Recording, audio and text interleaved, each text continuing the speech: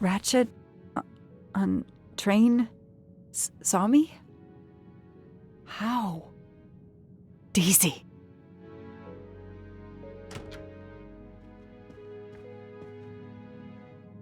She was awake? And then she collapsed again. I take the responsibility. She was weaker than I realized. Oh. Lie still while I examine you. Pupils dilated?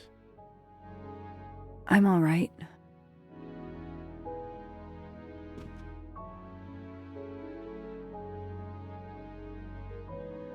You are far from all right. You have been heavily sedated. Your pulse is very weak. I have to finish my story. Ratchet can't escape again. Can't escape. Have no fear of that, mademoiselle. Ratchet will not escape. We must hear her story. This woman needs rest. I will let you know when she is recovered enough to continue.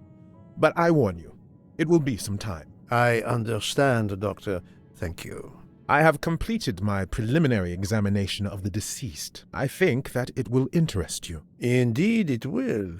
And I have other witnesses to interrogate. You are right. Let's not put this poor woman in danger. There will be plenty of time for her to finish her story when she has recovered. By all means, tell me the results of your examination.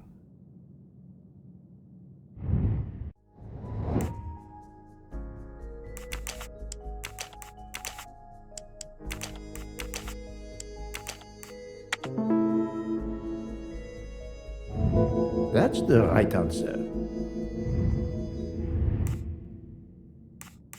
Can you estimate the time of death? Rigor mortis was advanced, but not complete. I estimate the death occurred between midnight and 2 in the morning. That tallies with the witness statements I've collected so far. What is the cause of death? Multiple stab wounds to the upper torso. It's odd there are no signs of a struggle. That might indicate one of the first wounds was enough to kill him. It seems that Monsieur Ratchet had taken sleeping pills during the night. Ah, that would explain the lack of defensive wounds. Mr. McQueen and Mr. Masterman told me that Monsieur Ratchet didn't smoke. Can you confirm this? I can't say without a more extensive post-mortem. What can you tell me about the stab wounds? I counted 12 in all. 1 or 2 are so slight as to be practically scratches. On the other hand, at least 3 would be capable of causing death. The angle of the wounds is instructive. Most appear to have been struck by a right-handed person. But you see, this one, under the right armpit, it's not a deadly blow given the depth, but a right-hander couldn't have done it. It was most certainly struck with the left hand. So, our murderer is left-handed. No, it is more difficult than that, is it not? As you say, Mr. Poirot, some of these other blows are just as obviously right-handed. Do we have a first and second murderer, as the great Shakespeare would put it? The first murderer stabs his victim and exits left, turning off the light. Then a second murderer comes in the dark, does not see his or her work has been done, and stabs a dead body. Magnificent. You think so? I'm glad. It sounds to me a little like nonsense. Thank you, Doctor. Excellent work under difficult circumstances. Please let me know when I may speak again with Mademoiselle Locke. Of course.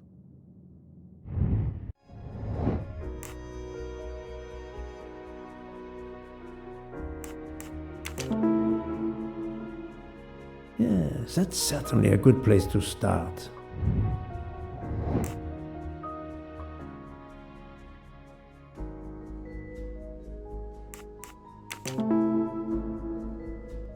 Yes, I have personally seen some passengers smoking. I just have to remember who they were.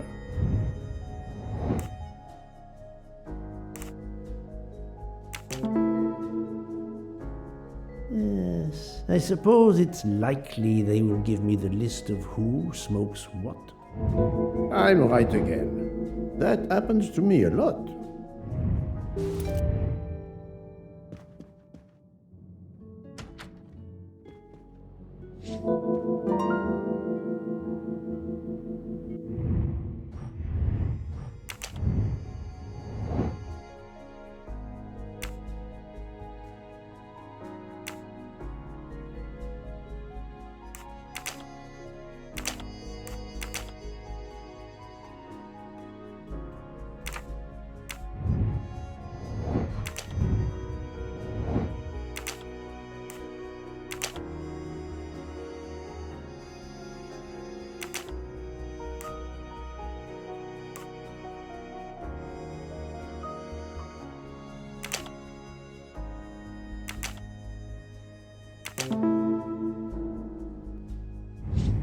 That was easy.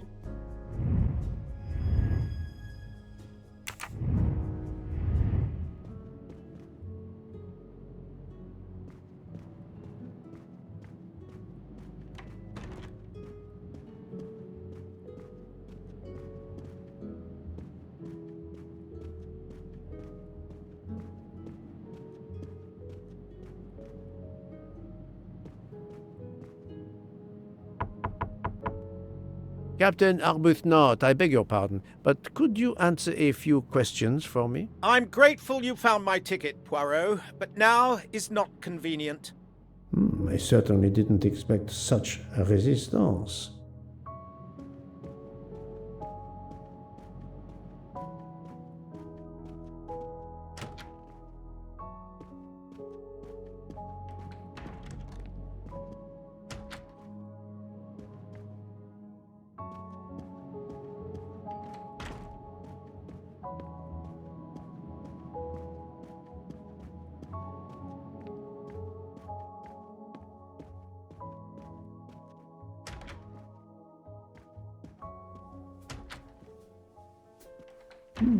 Most of the passengers pass by the bar during the day. They eat, drink, write. Maybe I can use this information for my investigation.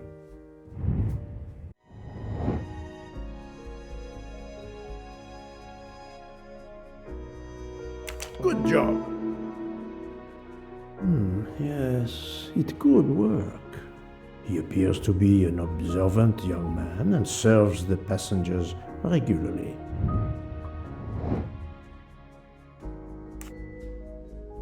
Fantastic. Yes, if I ask them to write something trivial, they may do it instinctively with their dominant hand.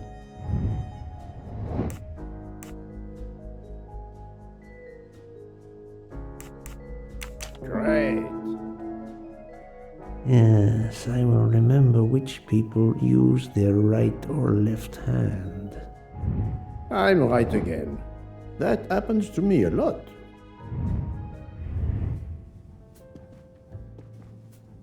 Mademoiselle Debenham, I have a few questions for you. Of course. Would you mind writing your address on this paper for me? Not at all. That's it. Mademoiselle Debenham is right-handed. Do you smoke by any chance? No, I never have.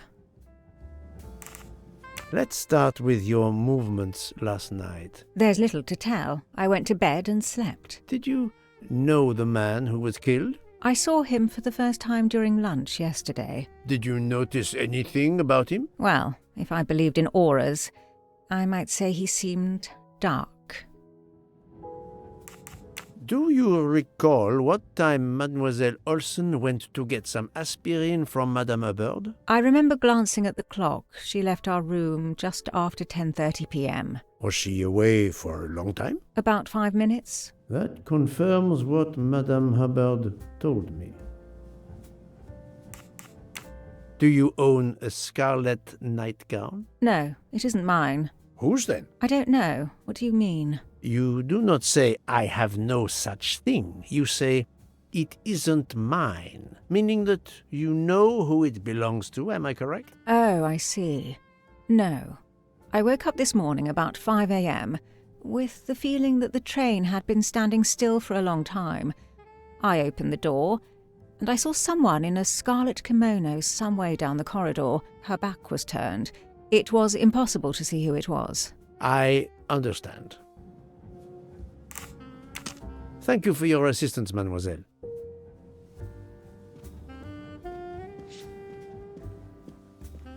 Mademoiselle, I am sorry to disturb you, but I need to ask you a few questions. Are you the investigator? I am. We are lucky you are on the train. What do you want to know? I hear, mademoiselle, that you were the last person to see the murdered man alive. I do not know. It may be so.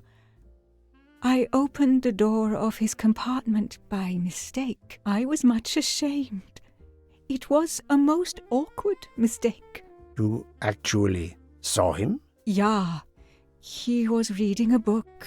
And what did you do after that, mademoiselle? I went in to the American lady, Mrs. Hubbard. I asked her for some aspirin, and she gave it to me. I usually carry extra aspirin for the refugees, but I gave mine to a camp in Turkey. They needed it more than me.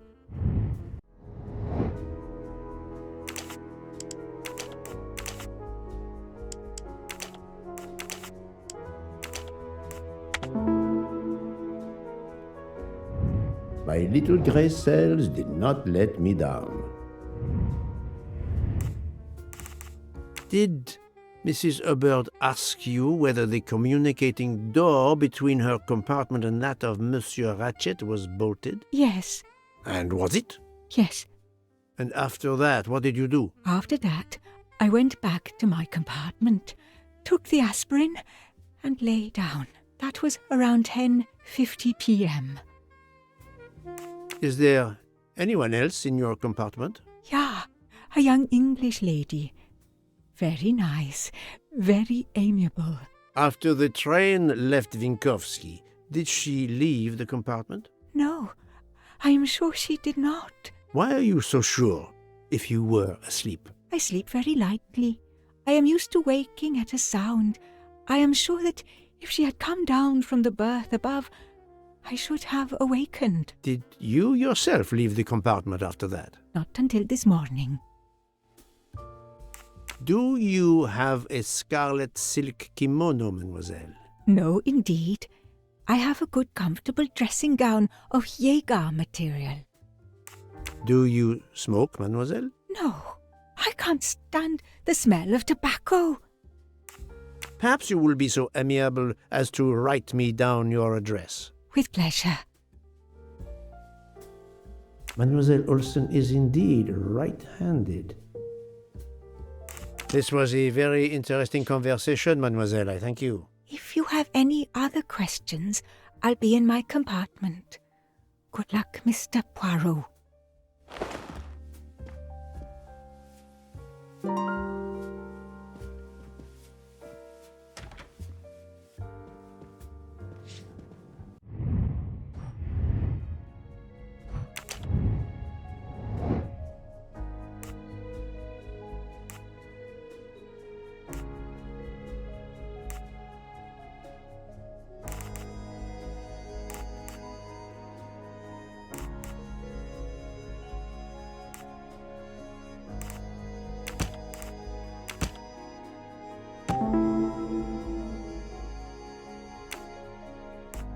Strange, this story. If Mademoiselle Olsen is such a light sleeper, why didn't she tell me about Mademoiselle Debenham getting out of bed? She even made a point to tell me the opposite. That was easy.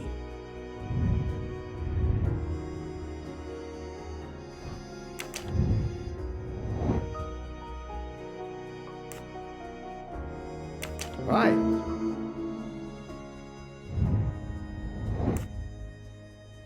Well done. My little gray cells did not let me down.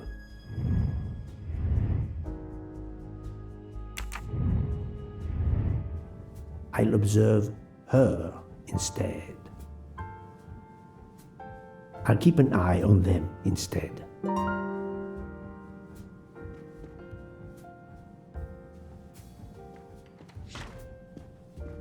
Monsieur Fauché, may I disturb you for a moment? Of course. How can I help? It is, of course, about the murder of Monsieur Ratchet. Can you tell me your movements last night? I understand. Yesterday evening, I took a break at Vinkovsky Station with Hotaru. We then went to our quarters in the staff accommodations, a section of the luggage car. Freya was there, reading, and I went to bed right after. Freya is there now, I think, and Hotaru is in the kitchen. They can verify my story. What time was this? 11:30 p.m. or a bit after. The snow is beginning to fall heavily. I see. Thank you. Can you write your address on this paper, please? You want to pay me a visit? Who knows, Monsieur Fauché? He is right-handed, there can be no doubt. Are you a smoker? I'm trying to quit, but yes. I'm now down to just one pack of cigarettes a week. If you're looking for a heavy smoker, you should talk to Hotaru. Thank you, Monsieur Fauché. I'll come back to you if I have more questions. Monsieur Fauché, may I... Of course. Thank you.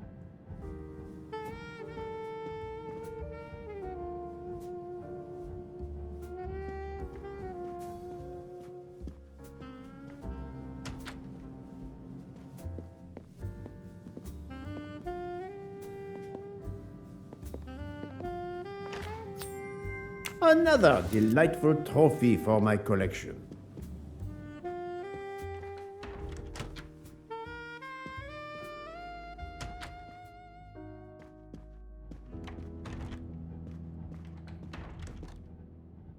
So, Poirot, I hope you are progressing in your investigation. I have not finished yet, but it is progressing, yes. I still have many questions that must be answered. I will report to you as soon as I can.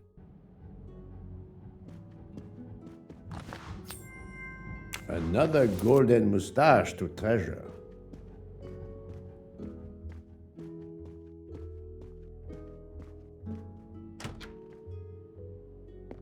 Ah, Monsieur Maury, would you have a few minutes to give me? I have some questions to ask you. Do I look like I can answer questions? The room is spinning. My head is about to explode. You were celebrating last night? Celebrating when Freya always wins. Ah, what am I saying? If you want my answers to your questions to make sense, help me recover. You see there, the magnet on the fridge.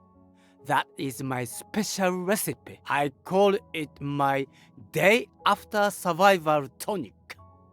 If you could make me my special tonic, I might survive long enough to answer your questions. Jean knows the recipe very well. He can help you with the preparation. Very well, Monsieur Maury. If I must, I must. I will make you your day after survival tonic.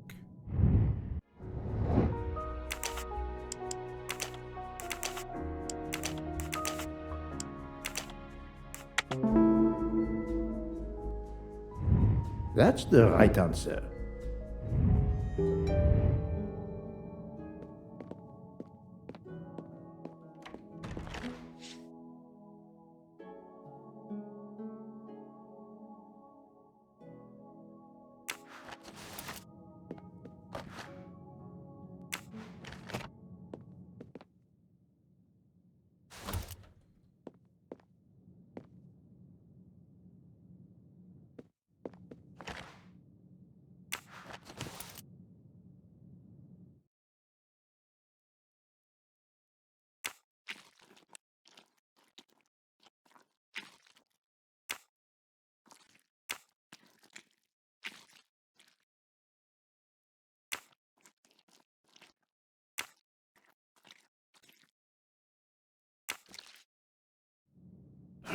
missing half of the tonic ingredients.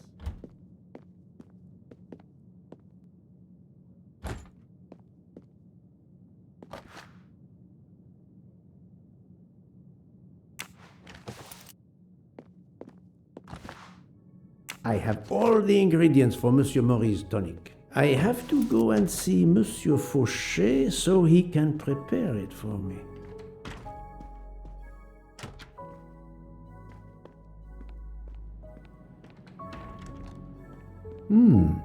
It's locked.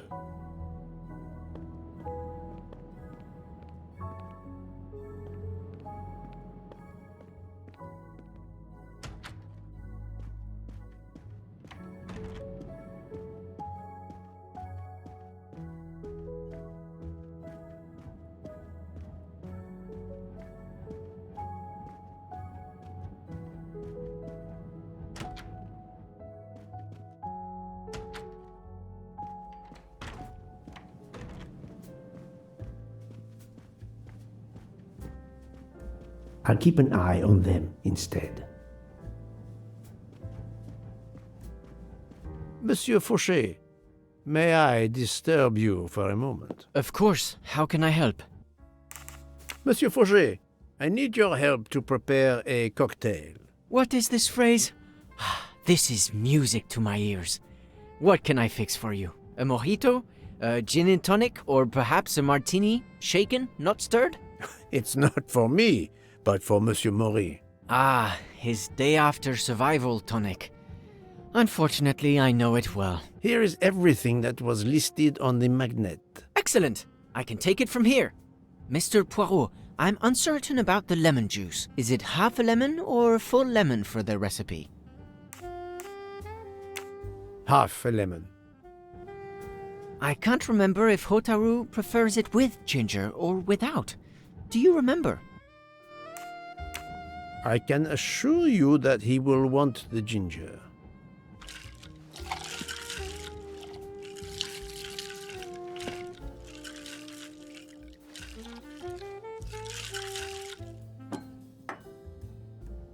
There you are, sir.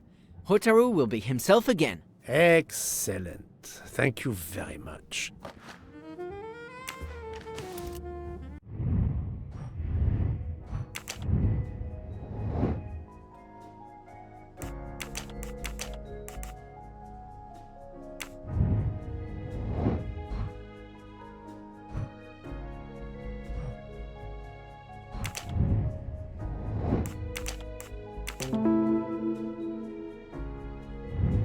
That was easy.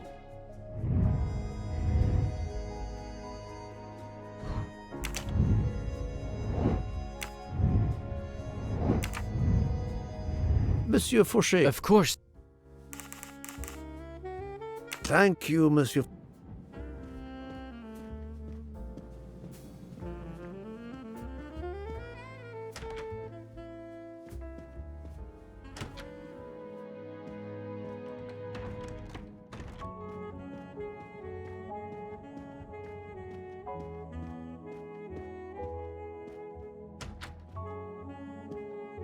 Here you go, Mr. Maury.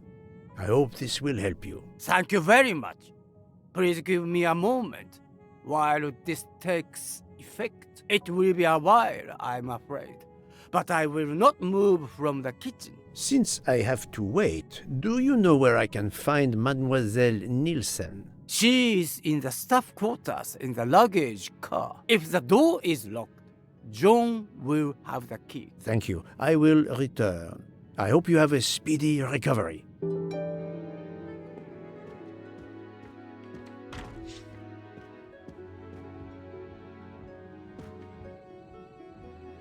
Monsieur Maury told me that you are the one who has the key to open the luggage car door. I will need it. Yes, that's right. Here it is. Please don't forget to give it back to me. I will not forget, Monsieur Fauché. I have a favor to ask. Could you visit the passengers who are in their rooms and explain there has been an error with their allergy and diet form? But, Monsieur Poirot, I made no errors. Of course not. Call it a computer error. Yes, it is possible, but even if I can see this is part of your investigation, I do not understand it. I would ask that you observe which hand each passenger uses. Ah, you wish to know if they use the right or left hand when they write? That is my intention. I will take on this mission for you. Excellent.